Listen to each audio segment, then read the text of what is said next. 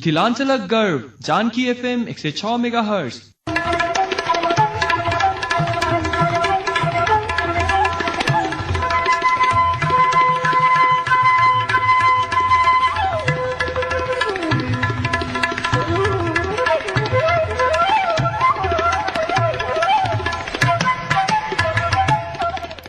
नमस्कार, Janaki FM 106 megahertz Janaki समाचार में अपने के स्वागत है। राजन से सुनल जाओ समाचार। मोहतरिक लक्ष्मीनिया में एक बालक बेतल मृत अवस्था में राष्ट्रपति के प्रधानमंत्री नियुक्ति में भूमिका निर्वाह कर प्रत एमाले वैष्णता नेपाल कहब टीका लगावा के क्रम आई से हो जारी। कोजगरा पूर्णिमा धर रहत जारी। भारत से जुड़ल 5टा सीमावर्ती क्षेत्र में आगामी 2 वर्ष भीतर रेल सेवा संचालन करे के सरकारक लक्ष्य। आगामी सरकारक नेतृत्व मधेसी मोर्चा करते गृहमंत्री गच्छेदारक दावी। आगामी 17 गते से जनकपुर में होवाला प्रथम Deepak Gupta memorial T20 cricket प्रतियोगिता तैयारी तीव्र रूप से शुरू। भारत चर्चित हास्य कलाकार भट्टी के सवाई दुर्घटना में निधन।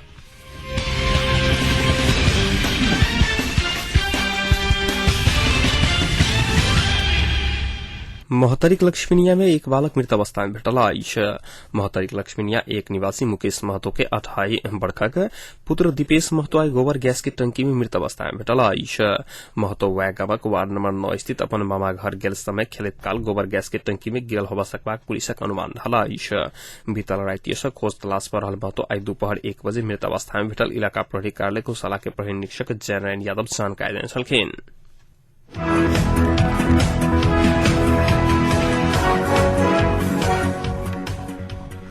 नेकपा एमाले के वरिष्ठ नेता माधव कुंवर नेपाल आंदोलनक जंग में राष्ट्रपति डाक्टर रामवरण यादव के नया प्रधानमंत्री नियुक्त के भूमिका निर्वाह कर पर बतुआए छलखिन।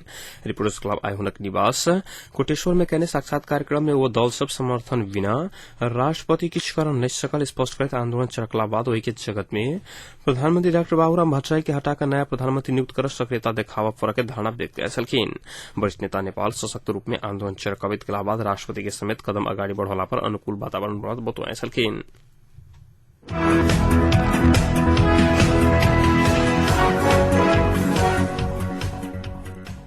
दशमीक प्रात भेने आई सेहो अपन अपन माने जनसभक हाथ से टीका लगावा के क्रम जारी रहल। दशई के 10म दिन दशमी के दिन से शुरू भेल टीका लगावा के क्रम कोजगरा पूर्णिमा धरि जारी रहत। आई से टीका लगावा वाला सबक आवाजरत के क्रम बढ़ला बाद चहल पहल बढ़ल चल सड़क समय सार्वजनिक सभा समय बढ़ लागल चल। दशई में सब अपन अपन घर दिश लगला बाद सुनसान देखल गेल। शहर बाजार सेहो धीरे धीरे खुजा लागल आई।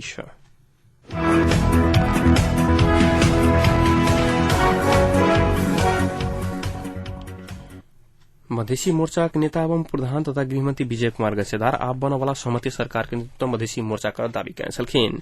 संविधान सभा विघटन के बाद एक दिन प्रमुख 3 दलक सहमति के सरकार गठन कर नहीं सकला कारण सरकारक नेतृत्व के जिम्मा मधेसी मोर्चा के रहल गच्छेदार जिक्र कयने छलखिन।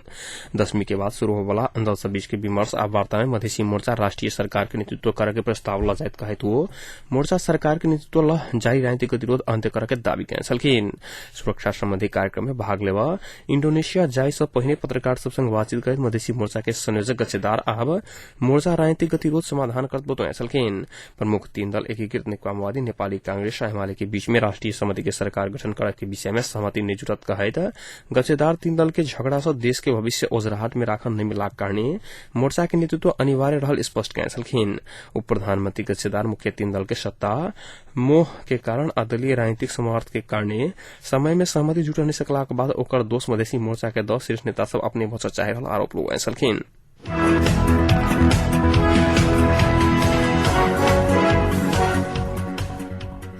दशमीक समय में सेहो सरकारी निकाय से प्रभावकारी रूप में अनुगमन निभा सकला कारण जनकपुर उपभोक्ता अस्वस्थकर माउस खावा लेल बाध्य भेल छल।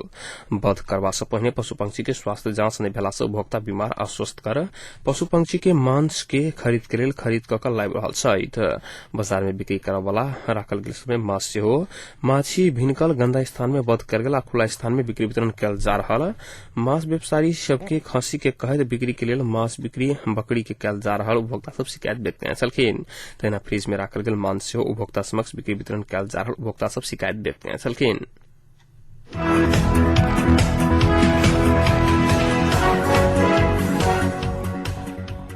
आसिन 5 गते राइत गढ़वाक मोतीपुर में भेल गोलीकाण्डक विषय के लक नेपाली कांग्रेस आ फोरम लोकतांत्रिक दू पार्टी बीच स्थानीय स्तर में विवाद चरम रूप लेबल लागल। गढ़वा में भेल गोलीकाण्डक विषय के लक एखन दुनू राजनीतिक दल सभ बीच घटना के राजनीतिकरण करे निष्पक्ष छानबीन प्रक्रिया में असमंजस में राखय के काज भ रहल अछि। घटना में संलग्न दोषी ऊपर कार्रवाई के मांग करैत नेपाली कांग्रेस टांग आई जिला प्रहरी कार्यालय घोराही में दबाव देने स्थित फोरम लोकतांत्रिक गढ़वा में प्रदर्शन केने अछि।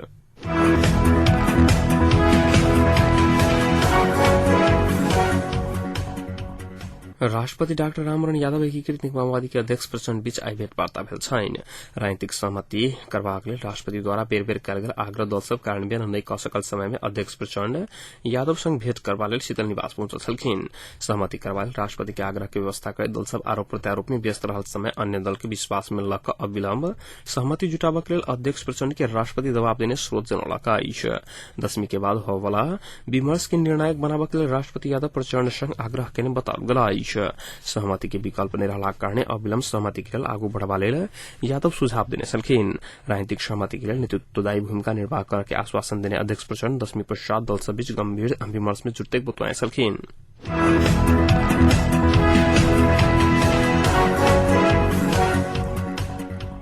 सरकार भारत संग जुड़ल 5टा सीमावर्ती क्षेत्र में आगामी 2 वर्ष भीतर में रेल सेवा संचालन करय के लक्ष्य लेलक अछि। भारत नेपाल सहयोग अंतर्गत भारत सरकारक अनुदान स्वरूप उपलब्ध कराओल जाय वाला करीब 21 अरब भारतीय रुपया लागत में रेलमार्ग निर्माण के काज आगू बढ़ि चुकल अर्थ मंत्रालय जनौलक अछि। विभिन्न 5 नाका सॅ निर्माण शुरू कयल जाय वाला 183 किलोमीटर रेलमार्ग निर्माण में भारतीय पक्ष संग सहयोग एवं समन्वय करबा लेल सरकार रेलवे विभाग गठन कऽ चुकल अछि। 2 वर्ष पहिने राष्ट्रपति के भ्रमण के समय में भारत सरकार के अनुदान में जयनगर जनकपुर बिजलपुरा बर्दिवास जोगबनी विराटनगर पानी टैंकी काकड़भिट्टा जलपाईगुड़ी नेपालगंज रोड नेपालगंज नेतुवानवा भैरवा रेलमार्ग निर्माण करय के प्रतिबद्धता जनौने छल। पहिल चरण में जनकपुर बिजलपुरा बर्दिवास आ जोगबनी विराटनगर खंड के काज संपन्न कयल जायत। परियोजना अंतर्गत जनकपुर बिजलपुरा बर्दिवास खंड में जमीन रहल सबके मुआवजा वितरण भ रहल तथा अन्य प्रक्रियागत काज आ पूरा का भारतीय पक्ष के जमीन हस्तांतरण कयल जायत रेलवे विभाग के महानिदेशक रामकुमार लम्साल जानकारी देने छलखिन। विराटनगर जोगबनी खंड के सब काज पूरा भ चुकल भारतीय पक्ष के जमीन हस्तांतरण कयल गेल अछि। कार्तिक 1 गते नेपाल आयल भारतीय प्राविधिक टोली पूर्व पश्चिम आ उत्तर दक्षिण रेलमार्ग से उपयोग करबाक उद्देश्य से बर्दिवास में एकीकृत जंक्शन निर्माण के काज के अंतिम रूप दिया जा चुकल अछि। विभिन्न देश में रेल सेवा विस्तार के लंबा अनुभव हासिल करने प्रख्यात भारतीय कंपनी इकोर्न के परियोजना के ठेका देवा के समझौता सेहो भ चुकल अछि।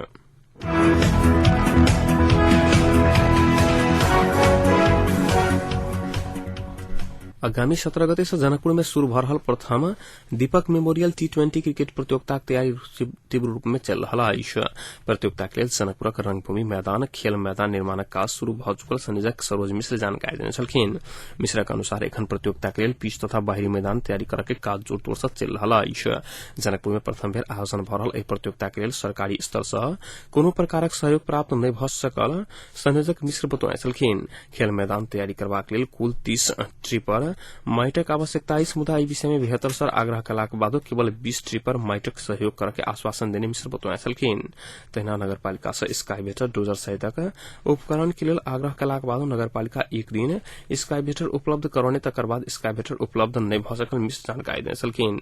प्रतियोगिता संपन्न करबा लेल 5.5 लाख के अनुमानित खर्च रहलाक बादो खेलकूद मंत्रालय के तरफ से कोनो प्रकारक आर्थिक सहयोग प्राप्त नहि भेल हुनक कहब छलनि। राष्ट्रीय क्रिकेट संघ नेपालक तरफ से 12,000 मूल बराबर के 60 क्रिकेट बॉल उपलब्ध कराबा के आश्वासन भेटल मिश्र जानकारी देने छलखिन। प्रतियोगिता में नेपालक काठमांडू विराटनगर जनकपुर भारतक पटना मुजफ्फरपुर सहितक 10टा टीम सहभागी भ रहल अछि।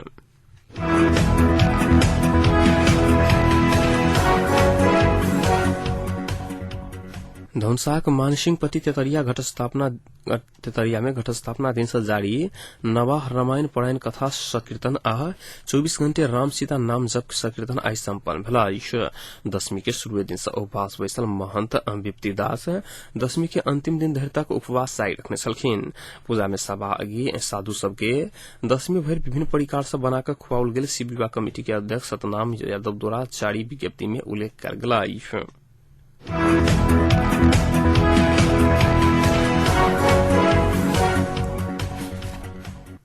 बॉलीवुडक चर्चित हास्य कलाकार जसपाल भट्टी के आई सड़क दुर्घटना में निधन भऽ गेल छन्।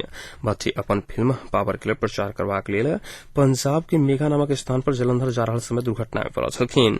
समसामयिक विषय में व्यंग केनिहार भट्टी पंजाबी या हिन्दी चलचित्र में हास्य कलाकार के रूप में अभिनय करने छलखिन। पेशा से इंजीनियर भट्टी भ्रष्टाचारक विषय में सेहो व्यंग्यात्मक प्रस्तुति देने रहैथ।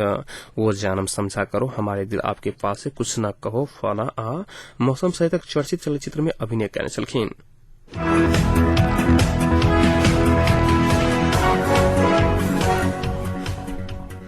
महतरिक लक्ष्मीनिया में जारी 10वीं दियावती तथा छठ पावन के अवसर पर आई 2020 क्रिकेट प्रतियोगिता अंतर्गत आई सम्पन्न खेल में शिवनगर तथा भोलकिनी युवा क्लब फुलकाहा टीम विजयी भेलाई छ। आजुक पहिल खेल में टॉस जीतकर बैटिंग शुरू करने शिवनगर टीम निर्धारित ओवर में 156 रनक चुनौती पेश करने छल। जवाबी बैटिंग करल मैदान में उतरल सुंदरपुर टीम ऑल आउट होइत 87 रन मात्र जोड़ सफल भेल छल। तहिना आइए भेल दोसर खेल में टॉस जीतकर पहले बैटिंग शुरू करने सिंहासनी टीम 14 ओवर में ऑल आउट होइत 58 रन बनाउने छल। 59 रनक लक्ष्य लकर मैदान पर उतरल फुलकाहा टीम 4 ओवर खेलत 1 विकेट के क्षति में जीत हासिल करने छल।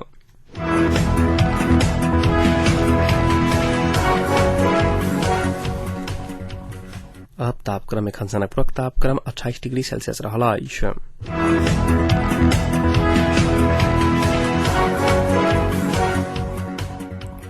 प्रमुख समाचार अंत में पुनः एक बेर फिर से।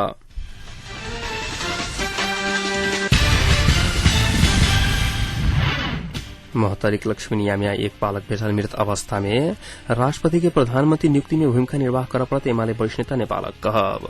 टीका लगावा के क्रम आई सेहो जारी, कोजगरा पूर्णिमा धरि रहत जारी। भारत से जुड़ल 5टा सीमावर्ती क्षेत्र में आगामी 2 वर्ष भीतर रेल सेवा संचालन करके सरकारक लक्ष्य। आगामी सरकारक नेतृत्व मधेसी मोर्चा करते गृहमंत्री गच्छिदारक दावी। भारतक चर्चित हास्य कलाकार भट्टी के सवारी दुर्घटना में निधन। आगामी 17 गते से जनकपुर में होवला प्रथम Deepak Gupta memorial T20 cricket प्रतियोगिता तैयारी तो गुप से शुरू।